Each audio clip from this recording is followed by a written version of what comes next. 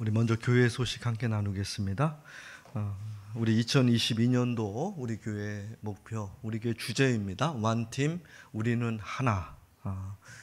우리 이 말씀 가지고 우리가 출발합니다. 에베소서 4장 3절 말씀 가지고 성령의 하나 되게 하심을 힘써 지키는 공동체 되기를 원합니다.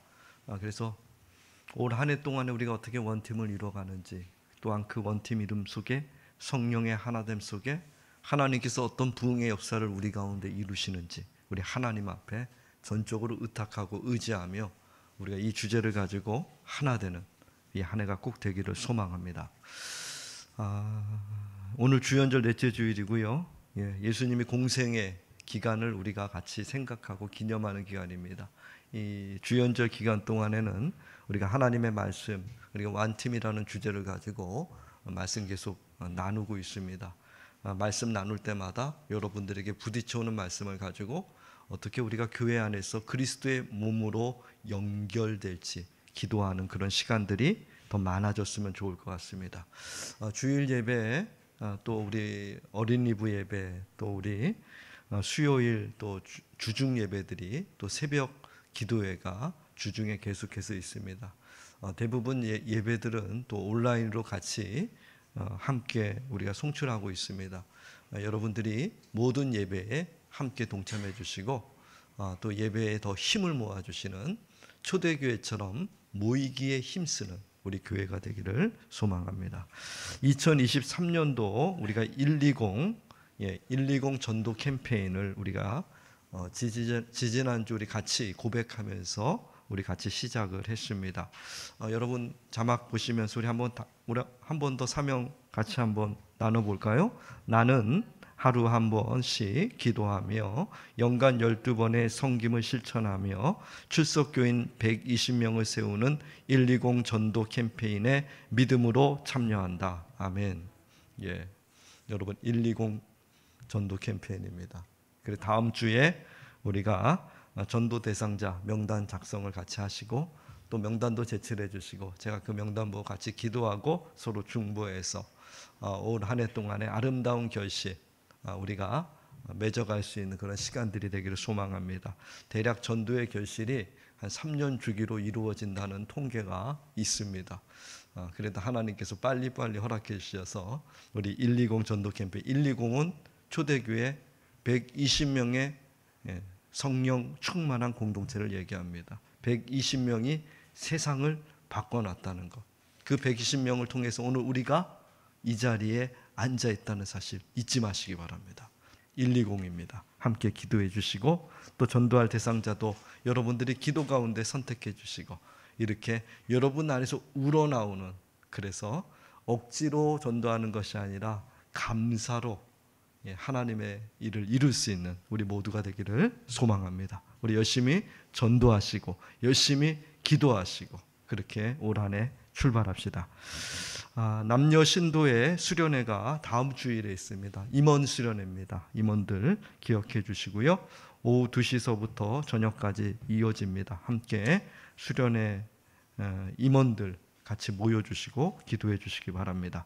오늘 푸른돌 소그룹이 교회 오프라인 모임 갖는다 합니다. 그래서 1시 반에 교회 3층에서 모이기로 약속이 되어 있습니다. 우리 푸른돌 소그룹 되시는 분들, 또 푸른돌 소그룹에 참여하고 싶은 분들 함께 모이시면 좋겠습니다. 그 줄탁 동시라는 말이 있습니다. 줄탁. 이게 뭐냐면은 병아리가 알에서 깨어날 때 하는 소리랍니다. 줄가 그리고 탁 이래야지 병아리가 잘 부화를 한다 그래요. 요즘은 다 인공 부화를 하기 때문에 모르지만 자연 부화를 하는 거는 이 줄탁이 잘 이루어진대요. 그래서 병아리가 그 껍질이 여러분 보다시피 꽤 딱딱하잖아요. 그게 연하지 않습니다. 그래서 그 껍질이 잘 깨지기도 하지만 그렇게 쉽게 깨지는 건 아니라고 봐요. 근데 그 껍질을 깨려면은 이 병아리가 그 속에서 이렇게 부리로 쪼아야 된다는 거죠. 쪼는 거죠. 근데 이 병아리만 쪼아서는 안 되고요. 줄할 때 탁이 또 있어야 되는 거예요. 어미가 같이 도와줘야 되는 거죠. 그래서 줄탁동시라 같이 합력하는 거죠. 그때 병아리가 나온다는 거죠. 근데 여기서 어느 하나라도 빠져서는 안 됩니다. 병아리 안에 있는, 달걀 안에 있는 병아리도 그리고 그 어미도 같이 협력을 해야 돼요. 만약에 어미가 보고서 야 쟤는 좀 약할 것 같아 해가지고 어미가 파파파팍 해가지고 알을 깨트려 가지고 억지로 끄집어내면은 이 병아리가 온전한 닭으로 자랄 수 있을까요? 그렇게 못한다는 겁니다. 저항력이 없대요. 예. 스스로 자랄 수 있는 힘이 안 생긴다는 거죠. 그래서 반드시 안에서 몸부림치는 것이 있어야 된다는 거예요. 그 몸부림치는 것이 있을 때 그때 닭이라고 하는 어미의 도움이 동반될 때 온전한 닭이 될 수 있는 거죠. 그와 같이 저는 이것을 생각하면서 우리 인생이 그런 것 같습니다. 고난과 아픔과 어려움들 이런 것 없이 우리가 온전해질 수 있을까? 그러잖아요. 감기도 많이 걸려본 사람들이 면역력이 생긴다 그러잖아요. 코로나도 우리가 경험한 사람들이 다음 코로나 때 훨씬 더 방어력이 더 좋아진다 그러잖아요.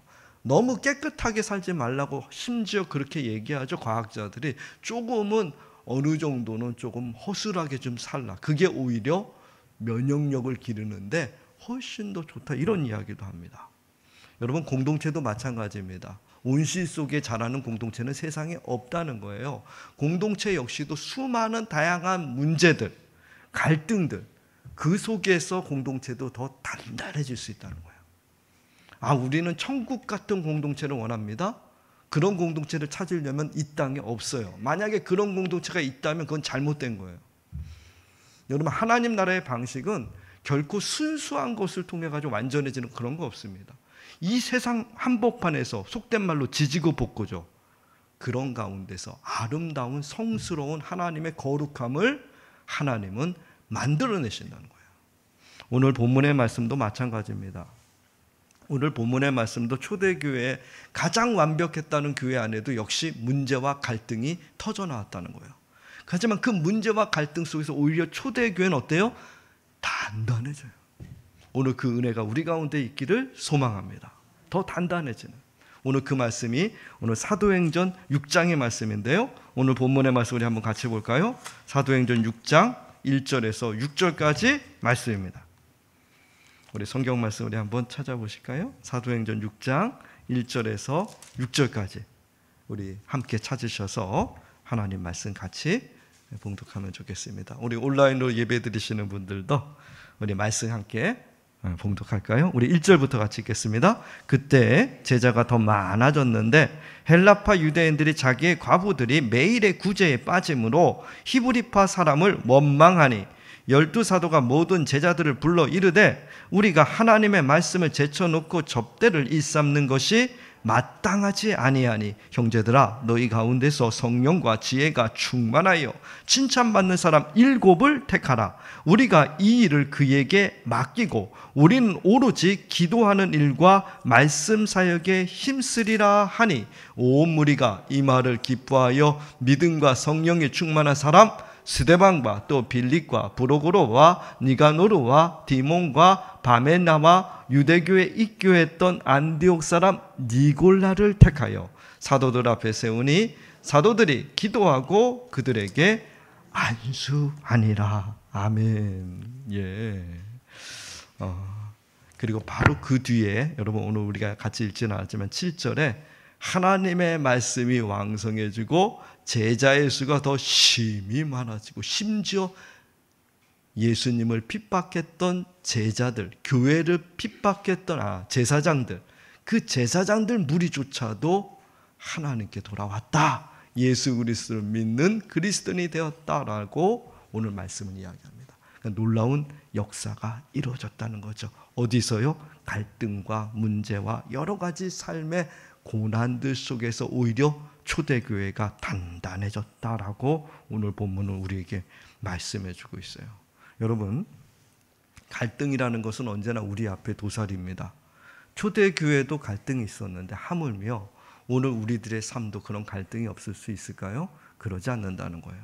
교회 공동체뿐만 아니라 여러분들의 가정, 여러분들의 삶 모든 곳에는 갈등이라는 게 있어요. 인간관계라는 것은 갈등의 연속이다 이렇게 볼 수밖에 없습니다. 근데 여러분 중요한 것은 그 갈등 앞에서 우리가 어떻게 살아가느냐가 훨씬 중요하겠죠. 갈등은 없을 수 없기 때문에 갈등은 어떻게 받아들이고 어떻게 그것을 넘어서느냐가 우리에게 과제라는 겁니다. 그 과제를 우리가 어떻게 잘 실천하느냐에 따라서 우리가 원팀을 이루느냐를 결정할 수 있지 않겠습니까? 분명한 것은 여러분 그 갈등을 넘어 원팀이라고 하는 교회 공동체가 온전히 하나로 묶어지는 것은 여러분 그냥 되지는 않는다는 겁니다.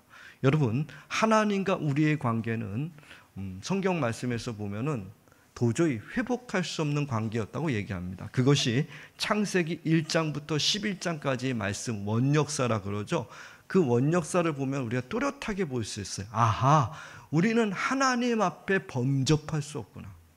하나님과 우리의 갭은 너무나도 크구나 우리가 느껴요. 도저히 이 관계를 어떻게 회복할 수 없다는 것을 뼈저리게 느끼게 하는 것이 창세기 1장부터 11장입니다.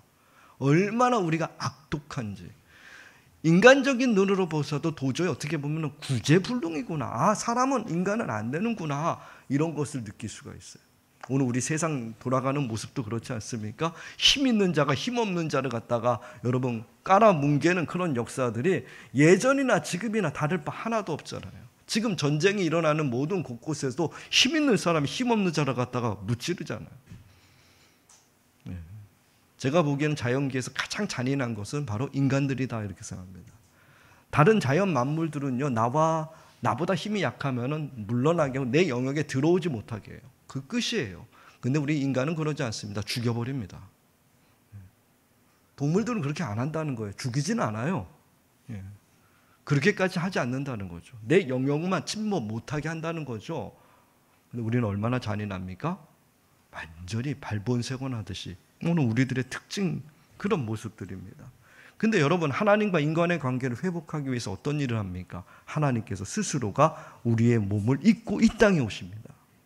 우리의 몸을 이 땅에 입고 오셨다는 것부터 천지가 개벽할 일이라고 성경은 얘기합니다. 어떻게 하나님이 사람이 되느냐? 그게 어떻게 있을 수 있느냐? 어떻게 보면 성경에서 가장 큰 기적 중에 기적, 말로 다 할 수 없는 기적은 인카네이션, 하나님이 인간 되셨다 이 얘기예요. 하나님이 사람 되셨다는 거예요. 여러분 그 방법 아니고서는 하나님과 우리의 관계를 도저히 회복할 수 없었다는 것. 그래서 여러분 겟세마네 동산에서 예수님께서 어떤 일을 벌이십니까? 땀방울이 핏방울이 돼버려요. 여러분 하나님과 우리의 관계를 회복하기 위해서 여러분 예수님이 얼마나 처절했는지를 성경은 얘기합니다. 십자가에 죽기까지 그 십자가에 죽으시면서 아버지여 저들의 죄를 용서해 주십시오. 얼마나 여러분 십자가에서 그냥 십자가 그냥 집니까? 모든 삶에 있어서 모든 것가 거기서 다 쏟아 부은 거잖아요. 여러분 그것으로 인해서 그래서 우리가 하나님과 관계를 우리가 어떻게 회복됐다 그래요? 오직 하나님의 은혜로 그러는 거예요. 창세기 1장부터 11장까지는 분명하게 얘기해요. 쓸모없는 사람, 도저히 구제불능인 사람. 근데 여러분 예수 그리스도 주연절날 공생의 시작부터 얘기하죠. 이 쓸모없는 구제불능의 사람을 하나님이 어떻게 구원의 자리로 이끌었는지. 여러분 삶의 관계를 회복하는 것, 하나님과의 우리의 관계를 회복하기 위해 오늘 하나님이 어떤 일을 벌이셨는지. 여러분 우리들의 갈등과 우리들의 삶의 문제들, 우리들의 모든 일들을 여러분 우리가 그냥 해결할 수 있습니까? 예수 그리스도 하나님이신 분도 생명을 던졌는데 여러분 이 땅의 갈등을 회복하고 우리가 하나를 이루고 원팀을 이루고 우리는 하나가 되기 위해서 그냥 되겠습니까? 그러지 않는다는 거예요. 그렇기 때문에 초대교회는 어떻게 합니까? 초대 공동체는 싸웠다는 거예요. 갈등 앞에서 그들은 물러서지 않았고 갈등 앞에서 그들은 방관하지 않았고 갈등 앞에서 그들은 맞서 싸웠다는 거예요. 어떤 방법으로요? 그리스도인의 방법으로. 이게 중요하죠. 세상은 힘과 자신들의 권력과 그런 모습으로 맞서 싸우지만 초대교회 공동체는 그렇게 싸우지 않았다는 거죠. 하나님의 방법으로, 그리스도인의 방법으로. 하지만 그 방법은 더 치열해요. 그런 점이 있어요. 예수님께서 오른밤을 때리면은 어떻게 하라 그러죠? 왼밤을 어떻게 하라고요? 이렇게 돌려대라. 이렇게 얘기하잖아요. 그리고 여러분, 예수님께서 겉옷을 달라면 뭐까지 해달랍니까? 속옷도 줘라. 이렇게 얘기하잖아요. 어떻게 보면 되게 약한 이야기로 들리지 않습니까? 어떻게 보면 되게 무기력하게 보이지 않습니까? 근데 그 얘기는 정반대 얘기예요. 정말 강한 사람만이 할 수 있는 거예요. 오른밤을 쳐도 왼밤까지 대줄 수 있는 사람. 여러분, 오리를 걸어가도 십리까지라도 넉넉히 걸어갈 수 있는 사람. 여러분, 강한 사람만이 할 수 있는 거예요. 약한 사람 절대로 그렇게 하지 못합니다. 예수 그리스도의 십자가의 능력을 경험한 사람들이 할 수 있는 그 길을 얘기하는 거죠. 초대교회가 그렇게 세상과 싸웠다라고 얘기해요. 네. 세상의 방식이 아니라 그리스도의 방식으로 싸웠다. 오늘 두 가지를 살펴봅니다. 첫 번째 방식은 나와 다른 사람들을 먼저 세우는, 그 일에 그들은 온 힘을 쏟았다라는 것을 알 수 있어요. 나와 다른 사람 먼저 세우게. 이게 초대교회의 특징이에요. 오늘 말씀의 주제이기도 합니다. 여러분, 권력을 가진 사람들의 특징이 뭐냐면 자기와 똑같은 사람 세우는 것을 되게 좋아합니다. 그래서 여러분, 독재 국가들 보면 자기의 분신들을 세워요. 똑같은 사람들을 계속해서 그렇게 하죠. 근데 여러분, 그런 똑같은 사람들만 세우는 그런 모습들은 어떻게 보면은 그 사회 자체가 되게 어떻게 보면 이게 고착화돼요. 재미없어. 살맛이 안 나요. 그러지 않습니까? 사회주의 국가, 공산주의 국가가 붕괴하는 이유가 뭡니까? 살맛 안 나요. 차라리 여러분, 많은 물질이 없어도요, 우리가 함께 같이 어우리고 함께 부둥켜 안고 막 이러면은 재밌어요. 근데 여러분, 특징들이 그렇다는 거예요. 근데 여러분, 초대교회는 정말 달랐다는 겁니다. 자신들과 똑같은 사람들을 세우기보다 자신들과 똑같지 않은 사람들을 먼저 세우는 그 모습이었어요. 다시 말해서 오늘 얘기하듯이 여러분, 소그룹 교제에도 나옵니다.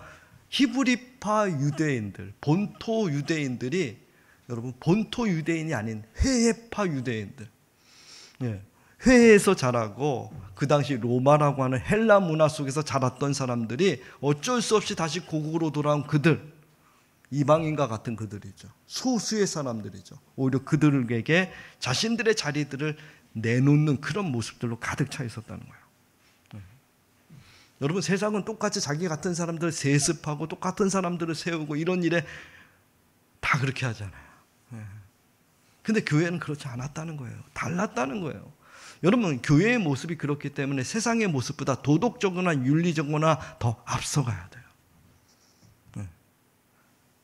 여러분, 교회가 세상의 윤리와 도덕보다도 못 미친다면 그거는 참으로 안타까운 거예요. 도덕주의자, 윤리주의자가 되라는 것이 아니라 그리스도의 삶 자체가 그것을 뛰어넘는 삶을 오늘 말씀은 얘기해요. 그게 바로 초대 공동체였다는 거예요. 성령을 받은 사람들, 그리스도 안에서 매일매일 새로움을 추구하는 사람은 세상의 도덕과 윤리를 넘어서는 사람들이에요. 그렇게 얘기하고 있지 않습니까? 여러분, 예수님의 제자들도 보듯이 예수님의 제자들 역시도 딱 한 사람으로 통일되잖아요. 12제자입니다. 이 12제자의 특징이 뭡니까? 다양한 사람들이에요. 그 당시에 대단한 사람들만 모아놓지 않았어요. 특별히 특공대들을 모아놓은 곳이 아니라는 거예요. 예수님의 제자들은 오합지졸 같은 제자들이었다니까요. 그게 멋있는 거 아니겠습니까? 여러분, 대단히 뛰어난 사람 12명 세워놓고서 딱 해놓으면 그거 누구 못합니까? 근데 하나님 그런 방법을 사용하지 않았잖아요. 다 어떻게 보면 다 약점투성이인 제자들. 얼마나 약점들이 많습니까? 그러니까 예수님 앞에서 코앞에서도 배신하면서도 그런 제자들 아니었습니까? 심지어 제자 가운데 하나는 예수님을 팔아먹기까지 합니다. 여러분, 그런 제자들을 통해서 세상을 뒤엎었다는 것, 그런 제자들을 통해서 하나님의 나라를 이 땅에 세웠다는 것, 그 점이에요. 그 제자들 가운데 주류는 어부들이었고 심지어 세리들도 있어요. 그리고 열심당원이죠. 민족주의자, 칼을 품에 담고서 다녔던 사람들도 있었고, 얼마나 다양한지 모릅니다. 진보도 있었고 보수도 있고, 제가 보기엔 그 제자들에 가득 차 있어요. 비겁한 사도 요한같이 그런 유약했던 사람도 있었고요. 그런 모습들로 가득 차 있었다는 거예요. 딱 한 사람으로 정해지지 않았다는 건, 여러분, 그게 하나님이 만들어가는 세상의 모습 아닙니까? 나뭇잎 한 장을 보더라도 같은 게 있습니까? 세상에 없어요. 여러분, 만약에 나뭇잎들이 똑같으면 그 나무들은 결코 오래 못 간대요. 유전학적으로 보면은 같은 종만 있으면 절대로 그 종들은 멀리 못 간대요. 공룡이 망한 이유가 뭡니까? 여러분, 그런 이유라는 거예요. 종이 가장 많은 게 인류에서 보면 딱정벌레래요. 유전학자들은 보면, 생물학자들은 이 딱정벌레가 세상에서 가장 그 유전적으로 발달되어 있는 그런 개체래요. 인간보다 훨씬 더 발달돼요. 네. 왜요? 다양하니까. 그 다양하게 만드신 분이 누굽니까? 우리가 믿고 우리가 의지하는 창조주 하나님이셔요. 하나님이 세상을 그렇게 만드셨다니까요. 딱 한 사람으로 규정짓지 않고 다양한 사람들을 통해서 하나님의 나라를 이 땅에 이루셨다는 거. 예. 여러분, 이와 같은 세상 속에서 유일하게 여러분, 이 세상에 역행하는 동물이 바로 인간이라고 생물학자들은 얘기합니다. 인간들만은 다양한 종들을 인정하지 않는다는 거죠. 그래서 자연적이지 못할수록 보면 인간이 있는 곳이라 그러죠. 그래서 어떻게 해서든지 인간을 갖다 멀리 떨어뜨려 놓으면 세상은 자연성화된대요. 이번 코로나 때도 그러지 않았습니까? 우리가 밖으로 나가서 돌지 않으니까 자연이 많이 회복되었다고 그러죠. 여러분들이만 가만히 있으면 이 인류는 아름다운 인류가 된다 그래요. 거기에 역행했던, 그게 바로 우리는 사람들이었다, 이렇게. 코로나19 때 우리가 분명하게 보지 않았습니까? 그런 모습들. 여러분, 교회 공동체는 이와 같은 모습들 속에서 세상과, 그리고 이 세상에 돌아가는 이치들, 그 모습들과 거기에 우리가 더 한 발자국 앞으로 나가야 됩니다. 여러분, 한국교회가 처음에 이 땅에 들었을 때도 오늘 이 초대교회 모습을 많이 닮았어요. 처음 한국교회가 세워졌을 때 그들은 같이 교회 안에서 장로를 선출했다고 그러잖아요. 주인과 종이 같이 있는데 두 사람이 나왔다 그러죠. 그래서 투표를 했다 그러잖아요. 누가 됐습니까? 머슴이 됐대, 머슴이. 그 주인이 떨어지고. 그게 한국교회예요. 처음 한국교회. 처음 한국교회는 머슴이 장로가 먼저 됐어요. 머슴이. 여러분, 대단한 거 아니겠습니까? 근데 더 중요한 것은 그 장로에서 떨어졌던 그 주인이, 그 양반이 더 아름답게 그 머슴을 장로로 섬기고 권위를 인정하고 그 교회를 세워갔다는, 무릎 꿇고 섬겼다는 거예요. 오히려 이게 한국교회입니다. 예수 그리스도가 안에 있는 사람들의 모습이에요. 권력에 탐해서 서로 중앙에 쓰려고 애쓰고 노력하는 것이 아니라 오히려 밖으로 나가는, 중심이 아니라 오히려 약한 사람을 중심으로 밀어놓고 나는 밖으로 빠져나가는, 아웃사이드로 마다하지 않는, 그게 바로 한국교회였다는 거예요. 성령 충만한 교회입니다. 초대교회 공동체가 그렇지 않습니까? 구제 문제로 인해서 갈등이 벌어졌을 때, 여러분, 구제 문제, 먹는 문제입니다. 사는 문제입니다. 작은 것 같지만 엄청 심각한 거예요. 이번에 우리도 명절 때 가장 이슈됐던 게 난방비 문제라 그러지 않습니까? 다른 정치 이런 것들보다 여러분, 난방비 어떻게 보면 얼마 더 내고 큰 거 아닐 수도 있어요. 하지만 그게 얼마나 작아 보이지만 우리에게 미치는 영향이 큽니까? 그것 때문에 막 아웅다웅 지금도 하고 있잖아요. 그런 모습들이. 초대교회도 마찬가지입니다. 구제 문제, 쉽게 넘어갈 수 있는 쉬운 문제 아니었다는 거예요. 그와 같은 문제들 속에서 그들이 한 일이 무엇입니까? 바로 자신들의 기득권 내려놓게 해서 자신들이 앞서지 않고 오히려 뒤에 있는 아웃사이더를 중앙으로 밀어넣기 시작해요. 세상을 앞서가는 교회들의 모습 아닙니까? 이런 모습들이 나보다 못한 사람들 더 앞장 세울 수 있는 그런 세상에 어디 있습니까? 잘난 사람들만 앞에 서는 것이 이 세상 아니에요. 근데 못난 사람들을 더 앞장 세우는 그 모습들이에요. 그것이 바로 7 사람들입니다. 그 7 사람들의 이름, 오늘 본문 말씀에 나오지 않습니까? 우리 그 이름 같이 한번 읽어볼까요? 우리 자막 보시면서 스데반,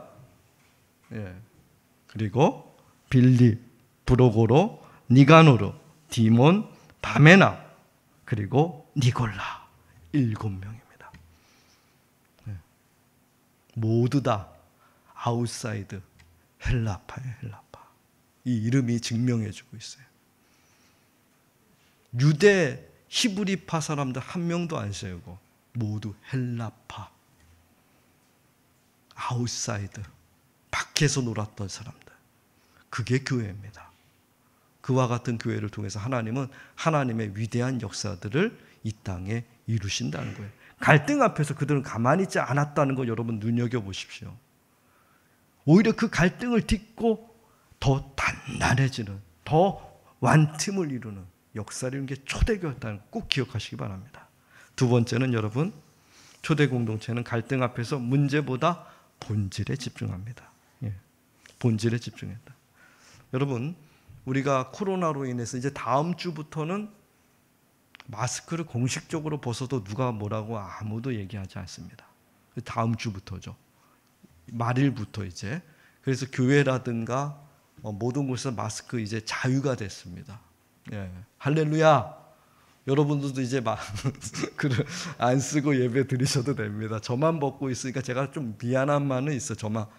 근데 전 전달을 잘해야 되니까 억지로라도 벗었지만 여러분 다음 주부터는 벗어도 괜찮다 그럽니다. 근데 자유예요. 제가 강요하지는 않겠지만 우리 어르신들은 반드시 쓰십시오. 어르신들은 반드시 쓰시고요. 아직은 조금 더 조심해야 되지 않을까 이렇게 생각도 됩니다. 근데 여러분 이 코로나를 겪으면서 그때 보니까 교회의 공동체, 교회 어디 안산에 있는 교회 목사님이 이렇게 글을 썼어요. 마스크는 교회를 좀 더 잠잠하게 만든다. 이렇게 얘기해요. 그리고 손을 자주 씻으라는, 마음을 깨끗이 하라는 거, 거리 두기는 자연과 좀 가까이 하라는 거. 이제는 대면 예배 금지는 언제 어디서나 하나님을 바라보라는 거. 집합 금지는 소외된 자와 이제는 좀 함께하라는 하나님의 울림이다. 이렇게 얘기를 하더라고요. 코로나가 우리에게 준 유익들이 있어요. 근데 우리는 코로나 때 엄청난 충격을 받았습니다. 한 3년 처음 시작했을 때는 교회가 초토화됐다 이렇게 표현할 수가 있어요. 왜냐하면 이제까지 한국교회 역사상 예배를 멈춘 적은 단 한 번도 없었기 때문에. 코로나라고 하는 눈에 보이지 않는 바이러스가 교회 예배를 멈출 것이라고는 상상을 한 사람은 세상 아무도 없었을 겁니다. 로마의 어떤 핍박이 올지라도, 어떤 여러분 위협이 올지라도 교회는 예배를 지켰어요. 심지어 그렇기 때문에 카타콤에 들어가서 몇십 년을 그 속에서 보내면서 죽으면서 예배를 지켰던 것이 기독교 아니겠습니까? 근데 이 기독교의 예배를 멈춘 것이 뭡니까? 코로나예요. 전무후무한 일입니다. 세계 역사에서 이제 딱 기록될 거예요. 세상의 모든 교회 예배를 멈췄던 유일한 그게 바이러스라는 거. 여러분 놀랍지 않습니까? 그 눈에 보이지도 않는 것이. 근데 여러분 그 속에도 하나님의 놀라운 의미와 또 뜻이 분명히 담겨져 있지 않겠습니까? 코로나19로 인해서 교회는 초토화됐습니다. 예배를 드리지 못하는, 예배당의 문이 닫히는, 심지어 그렇게까지 되는 것. 여러분 교회들은 스스로가 거기서 자성해야 된다는 것을 우리가 그냥 스스로 그냥 피부로 느끼게 되었다는 거예요. 교회가 무엇이 문제인지, 교회가 무엇이 잘못인지를 하나님께서 그냥 있는 그대로 말씀해 주는 과정들 아니었겠습니까? 교회는 그때 이런 플랜카드가 대부분 교회에 붙어 있었어요. 뭐라 했냐면 교회가 잘못됐습니다. 교회가 더 조심하겠습니다. 이런 플랜카드들이 교회들마다 다 붙어 있었어요. 초창기 때. 교회가 잘못했습니다. 교회가 더 조심하겠습니다. 하나님이 이 말 듣고 싶은 거 아니겠습니까? 하나님께서 정말로 교회가 다시 각성하길 원하시는 거 아니겠어요? 저는 그런 뜻이라고 봐요. 정말 하나님이 이 말 듣길 원하는구나. 교회가 정말 각성하기를. 여러분, 그렇기 때문에 교회에서 수많은 프로그램들이 다 문 닫아 버렸습니다. 그 코로나 때문에 다 문 닫아 버렸어요. 대형 집회들이 얼마나 많았어요. 한국 교회가 난리도 아니었죠. 대형 교회들을 중심으로 해가지고 얼마나 많은 사람들을 동원하고 얼마나 많아요. 여러분, 코로나 때 다 문 닫아 버렸습니다. 대형 집회들 다 문 닫았어요. 프로그램으로 여러분 뭐 어떤 세상의 어떠한 법칙 그러한 이야기들로 꾸려가던 그런 모습들이 다 문 닫았다니까요. 뭡니까? 하나님께서 말씀하는 바가 분명히 있다는 거 아니에요? 이 코로나 통해서 우리가 무엇을 바라보고 너희가 무엇을 집중해야 될지를 오늘날 우리들의 교회가 잘못된 방향을 보고 있었다는 그런 얘기 아니겠어요? 아무것도 하지 못하게 하잖아요. 하나님 코로나 때 그러잖아요. 집회조차 하지 못하게 했다니까요. 오직 여호와 하나님만 바라봐라. 네. 다시 말해서 교회가 스스로가 본질을 다시 찾기 시작해요. 진짜 중요한 게 뭐냐? 교회가 정말로 해야 될 것이 뭐냐? 내 믿음과 신앙에서 정말 중요한 것이 무엇이냐? 그것을 스스로 찾기 시작해요. 그게 코로나19 아니겠습니까? 여러분, 수많은 갈등 속에서 오늘 4절 말씀에 보면 사도들은 이렇게 얘기합니다. 우리는 오로지 기도하는 일과 말씀 사역에 힘쓸 것이다. 우리는 오로지 그래요. 오로지. 여러분, 갈등과 문제들 앞에서 초대교회가 집중한 것은 문제가 아니고 갈등이 아니라 뭡니까? 본질이었어요. 그 본질을 어떻게 하면 더 단단하게 하는 거예요. 여러분, 사도들이 기도 안 했겠어요? 사도들이 말씀 가르치는 사역을 안 했습니까? 평생 했던 거예요. 열심히. 근데 여러분, 그 문제와 갈등 속에서 그들이 한 건 그 본질에 더 집중하겠다는 거예요. 그것을 더 단단하게. 다시 말해서 믿음의 성숙을 멈추지 않겠다는 겁니다. 초대교회가. 오히려 그 갈등 속에서 여러분 더 믿음의 성장과 성숙을 향해서 더 단단해지겠다고 고백하는 거예요. 여러분, 그때 그 갈등을 넘어설 수 있다는 거죠. 나약하게 아무것도 하지 않는 것이 아니라 이것도 저것도 아니라 세상에 치우치는 것이 아니라 그 갈등 앞에서 더 단단해지게 해서 본질을 더 붙들었다는 거죠. 여러분, 코로나19도 우리에게 그 본질을 향해서 달려가라고 얘기하지 않습니까? 교회 공동체 안에서도 분명히 갈등이 왜 없겠습니까? 지금도 있겠지만 앞으로 더 큰 갈등들이 우리 교회 안에 벌어질 수도 충분히 있어요. 그런 것 없으면 우리들 공동체가 아니에요. 문제들이 있어요. 사는 그 문제 앞에서. 여러분, 거기서 우리가 단단해지는 거 무엇입니까? 오늘 신앙의 성장과 성숙을 위해서 여러분들이 끝까지 달려가는 거예요. 기도와 말씀이라고는 본질에 더 집중하는 거예요. 내 신앙과 믿음이 더 집중해야 될 것이 무엇인지를 올바르게 찾는 거예요. 겉으로 화려한 것이 아니라 정말 그리스도인의 마음과 성품과 정신을 내 안에 가득 담는 그 본질에 집중하는 것입니다. 바로 거기서 여러분, 초대교회는 그 갈등을 넘어설 수 있잖아요. 갈등이 없어지진 않아요. 하지만 그것을 넘어설 수 있는 교회 공동체가 되지 않습니까? 여러분, 우리 안에도 여러 가지 문제들이 있을 수 있습니다. 갈등이 있을 수 있어요. 완팀을 이루지 못하게 하는 그러한 작은 문제들이 우리 앞에 들어올 수도 있습니다. 그때마다 우리가 집중해야 될 것은 코로나19 때 여러분들 겪지 않았어요.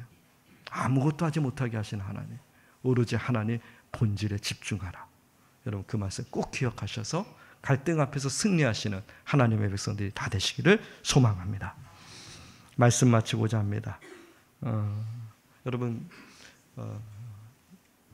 우리 자막 보시면은 사진이죠. 캐나다 트레거 우리 대통령이, 저걸 총리라고 그러나요? 대통령이라고 그러나요? 여기 내각입니다. 내각. 장관들이죠. 장관들. 이렇게 사진, 기념 사진 찍은 거예요. 근데 이게 3년 전의 내각이에요. 이게 전 세계에서 아주 열풍을 불었죠. 이 내각을 보고서. 어떻게 저럴 수 있을까? 저기에는요, 원주민, 본토인이죠. 아주 원주민이 2명이 있고요. 그리고 외국에서 태어난 인도, 아프간, 인도인과 아프간인이 있고요. 그리고 심지어 캐나다 기독교 국가잖아요.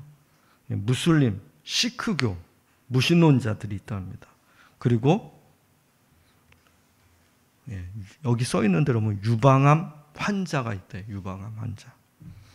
그리고 휠체어를 타고 있는 사람. 그리고 그 앞에 보시면은 빨간 머리 두건을 쓴 사람도 있고요.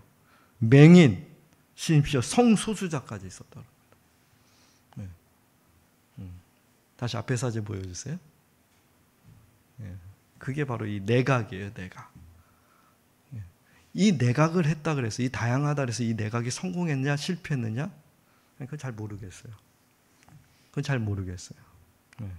근데 중요한 것은 뭐냐면 이 캐나다라고 하는 나라가 어떻게 보면 미국에 비하면 아주 좀 약한 나라 아니겠습니까? 근데 제가 보기엔 대단한 나라 같아요. 리더자가 얼마나 중요하지 않았어요. 의도적으로 세웠다는 거예요. 일을 대단하게 잘하는 사람보다도 그 일에 최선을 다할 수 있는 사람, 누구든지 간에 그 일을 감당할 수 있다는 것을 알았다는 거죠. 여러분, 이 다양한 사람들을 세워놓고 그 사람들 속에서 일들을 이루어가는 이 모습들을 이렇게 보게 됩니다. 이게 참 중요하구나. 초대교회가 이렇게 한 거 아니겠습니까? 7명의 집사. 일부러 세웠다는 거예요. 일부러. 그들이 대단한 능력이 있어 세운 것만 아니라는 거예요. 일부러 세웠다는 거예요. 왜요? 하나님이 기뻐하시는 일이기 때문에. 하나님이 원하시는 일이기 때문에. 교회 안에 대단한 사람들, 능력 있는 사람들, 오래된 사람들, 그런 사람들 교회 안에 중심입니까? 절대로 그래요. 교회는 이보다 더 앞서 나가야 돼요. 이보다 더 한 발자국 나가야 된다는 거예요. 여러분, 그것이 하나님 아닙니까? 선인과 악인에게 모두에게 귀한 햇빛을 비춰주시는 우리 하나님. 바로 그 가운데서 완팀되는 거예요. 갈등을 넘어설 수 있는 거예요. 한 번에 이루어지겠습니까? 한 번에 되겠습니까? 절대로 불가능하겠죠. 한 사람 한 사람씩. 여러분, 내가 지금 교회 안의 중심입니까? 그렇다면 아웃사이드를 중심에 밀어넣는. 아니요, 그거를 의도적으로라도 우리 교회 안에서 실천하는. 그때 하나님이 이 공동체를 통해서 하나로, 완팀으로 묶어주시는 은혜를 우리 가운데 베풀어 주실 줄 믿습니다. 그런 주인공들이 꼭 되시기를 주님의 이름으로 축원드립니다. 기도하시겠습니다. 하나님, 참 고맙습니다.